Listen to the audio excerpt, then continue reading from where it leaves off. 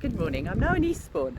I'm a globetrotter, me, from Corfu to London to Eastbourne, the Sunshine Coast. There is a sign as you come into Eastbourne, and I've seen it with snow on it, saying welcome to the Sunshine Coast.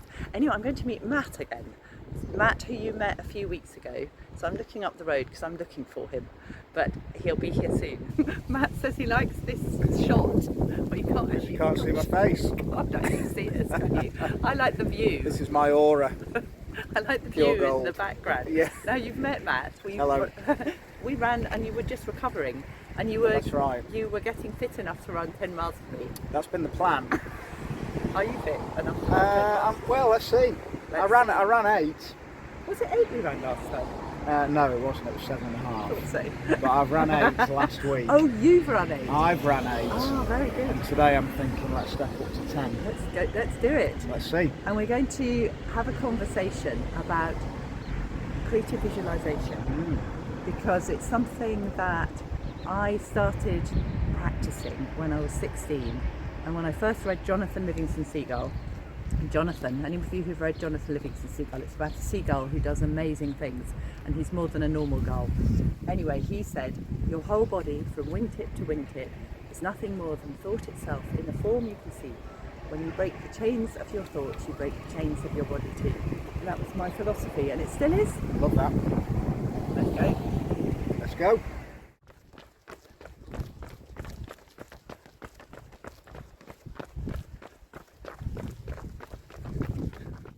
We've just done a blooper. Is it called a blooper, Matt? It is a blooper when the reel goes wrong. Well, we didn't even know we were recording. Yeah. Because we were walking along, trying to sort the camera out, and chatting away about how I don't feel I've had quite enough to eat yesterday because I had such a busy day. And what were you chatting about? You said it was good for your body because we were walking. Yeah, it was good just to have a little bit of a walk in and amongst the run. It's just Yes.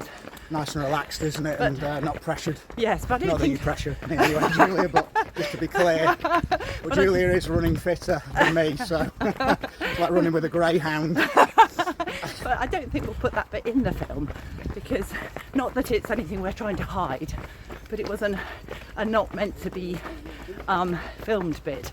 Although those bits perhaps are the best bits. Yeah. So, Matt, have Yes. you've done sports ranging from swimming to cycling to climbing mountains to weightlifting to running. Yep. Have you used creative visualization for any of your competitions or any of your training? That's my selfie kind of driving. Yes. Yeah, absolutely. I mean, actually, visualisation is something I've done within my sporting endeavours and training for as long as I can remember, from, all kinds of different aspects of visualising performance. Before you do it? Before I do it. So, for instance, when I raced in the fan dance, because I knew what that event entailed after I'd done it a couple of times, it was a 12-month process of obviously training, but also training my mind to have an idea of what to expect and to be okay with, how uncomfortable it would feel and how I would therefore want to respond, and just visualising a kind of, successful outcome in terms of, performing at a high level, being confident in my ability, and just trying to bring in a sense of ease and knowing capability. Sorry, you're going at the That's film. all right. Of knowing capability of just kind of growing this being that can do well in an event, or becoming the being that can do well in the event that's been chosen. Very good. No, I love it. Yeah. I love it. Thank you. I'll stop holding the selfie stick now. Okay, give your arm a rest. Yeah, so we've nearly done 5 miles. Matt's in miles, I'm in kilometres. Yeah. So we've nearly done 8 kilometres. And it's gorgeous, isn't it? And you're Beautiful running day. faster. Yeah, I'm feeling fit. And it's interesting, the power of the esprit de corps, the spirit of the group, can be very good depending on obviously who you're running with, because obviously we all have an energy field and we'll all be impacting on each other. So it is important who you run with, whether they're for you or not. Actually, this is windy. I'm going to do it somewhere else. realised that us squinting is better for you because you can actually see us. And we found a windless point 7.4 miles in. That's what the Garmin says. That is 12.5k. I'm good at translation. We were just talking. Ooh, that's Hero. I think that was Hero that ran up to me, wasn't it? Or ran up to us both. We were just talking again. We were both exploring the creative visualization. And I remember my coach when I was 15 taught us to do it. And the essential thing is feeling it. We used to, like a meditation, so sit quietly and get into a meditative state, get into your breath, get into the body, get into the present moment. There's Hero. And then to be able to experience a short stretch in real time of your chosen sport, with us it's running, isn't it? And then do 5 minutes of feeling the feeling kinesthetically of running along, see yourself running, hear the sounds around you, taste the taste you might taste the salt on your lips, and to any other senses, taste, touch. Yes, so you know the feel, the sweat on your body, and properly experience it if it's in the real time. And I was taught that at 15 and used it to great effect over many years and many races. The other thing, which is what I teach my clients, which I didn't learn then and learned the hard way, was that if there's anything in your subconscious, a pattern running that doesn't think you deserve it, or feels that you've got to do better, or it's not good enough, all sorts of the patterns that humans carry, if they're not cleared, they can trip you up. But that's for another video. But the essential one of feeling it, it's the feeling it and having it as if it's happening. And so Matt, anything to add? I think also for me, one of the things, because I'm quite a visual person, so for visualisation for me, I would see myself doing it and observe myself. Yes. So that would be another element that works for me, is go with the feel, but also picture myself doing it like I'm observing myself, almost on TV. Yeah, I think that it is. It depends on what your main senses are. But I remember when I'd been ill, I had chronic fatigue when I was 28, and I'd been ill for 18 months or so, and I was getting myself back, and I hadn't run a marathon for 5 years, so if I then skip forward, I'm 32, I've got better. But I remember, having not run a marathon for 5 years, I remember every single day for weeks and weeks and weeks and weeks before the event, and I used to do it before I went to sleep, I'd imagine myself along the embankment. So I would do this Matt suggested, I would see myself running along the embankment, but I also felt it, so I'm very kinesthetic, so I'd feel it and I'd hear the roaring crowd, and I did it every single night. And then when it actually happened and I was running along the embankment and I was in good position, I was 4th British at the time, and I moved up actually to 3rd British along the embankment. Very annoying for the girl who was 3rd, I'm sure. And I'd had it I'd have it happen so many times for months before, then it's just, well, it can't not happen, can it? Yes. So yeah, there we go. I hope that's helpful. I also did it with my driving test, but that's another story. I did it with learning how to do a forward somersault on a springboard just by watching a guy doing it. No, never any lessons. And I watched them and I just started to do it and could do it. Yeah, so actually I like to watch. You watch and then you get it in your own being. My driving test, I will quickly tell then, I was learning to drive. In those days we hardly had any lessons, and I learned with my boyfriend and my dad. But I had a little Morris something that got bashed into the back of when by a police van, not a police van, post office van.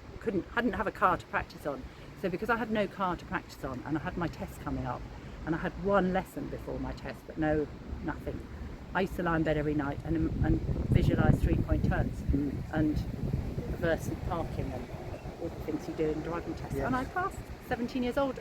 Total danger to the roads, but that's another story. Even now. No, I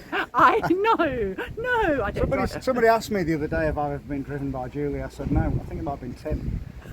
Hi Tim, if you're watching, we're grassing you up, or I'm grassing you up. Oh, yes, but to be fair, Tim's been driven by me in the mountains in Spain. Yeah, that's what he was talking about. Yeah, he said it was a miracle that he's still alive. I can't I haven't got really any leg to stand Sorry, on. Julie, I've just stitched you up, haven't I? I do apologise. I'll have to bring Tim into a video now and he'll have to tell the story himself. Yeah. I got very good at driving in the mountains. As far as I was concerned, zoom, zoom, zoom, Yeah, zoom, yeah. zoom, zoom. I never heard this. I'll have to hear from Tim himself. Oh, you can always edit this bit out, Julie. No, if I you like it. No, we're going to keep it in, definitely, and you're going to meet Tim. We've gone from beautiful seafront to being... Actually, we have got some other diners. Actually, perhaps I oughtn't. So it's me showing them. In case they get shirty. I think they'd want to be in my video. Probably. Run with Julia. You never know, We do you? just met one of my old friends on the seafront, who, when I say old friend, a person who for about 12 years we went, hello, as we passed each other running. And I said to him, do you want to be in the video? But he wasn't ready. No, he declined. He declined. He wasn't ready. I think he'll be ready. He didn't want to run, did he? Because he's expecting an operation and he didn't want to be a hobbler. Yeah, so he's going to look us all up. But we're in Favoloso's, which is right on the seafront, really, isn't it? And with the whole run, was saying to Matt, I've got to get sandwiches for my clients at lunchtime who are coming for a 3-hour session. People come for a long time. So I feed them. Anyway, we're in Favoloso's and the sandwiches are being made. And we're back, and you did 10 miles, so how 10 was miles. that? It was very good, actually. Very good indeed. Felt fit and strong, which is good. I've been engineering this 10-mile run for the last few weeks. That's it, and say you would say, oh, we've got our sandwiches are coming in any minute. Do you want to be in the video? Say hello. Yeah. Hello to Thank you very much. She's Favoloso's delivering our sandwiches. Thank you. Thank you very much. Cheers. Quick. And you were going to say about Oh, yes. how you created this run. Yeah, so the last time we run, Julie had given me the idea, stroke instruction, not the idea, of being able to run 10 miles. Anyway, the last time we run, I wasn't ready for 10. But in the last, has it been a month since we last run? In the last month, I've kind of had in my head that this is what I wanted to do, was run 10 today. And that's been at the forefront of my mind for getting me out running, actually. And so each time I've ran, I've kind of built a little bit, and then some days I've taken a couple of easy days, but my intention and visualisation has been to run 10, which is exactly what's happened today, and it's been 10 quite comfortable miles, actually. It's been really fun, hasn't it? And we do have to say, for anyone who perhaps didn't see the first video with Matt, that in February Matt had a hernia operation. Yeah. So he's been in recovery. Yeah. And here you are, 10 miles. This is the furthest I've ran in a very long time. Very good. So Run I'm with super Julia, chuffed. you see. Run with Julia, good shit happens. Oh, sorry. Good stuff happens. Beep. I think you're allowed to say that. Are you allowed to say that? Well, I am. If Jack wasn't here, he'd be beeping that out. Oh, I see, that's his son, That's my boy. 11-year-old son. He's very good at telling Daddy off. So, if you've enjoyed this video, thumbs up, Like and subscribe. like and subscribe. We're up to 137. Very the last good. time you and I ran together, we were at 99. I remember that, yeah. I So the remember gang that. is building, and We're it's building. lovely, great fun running with you. Thank you. Thank you. Brilliant, Julie.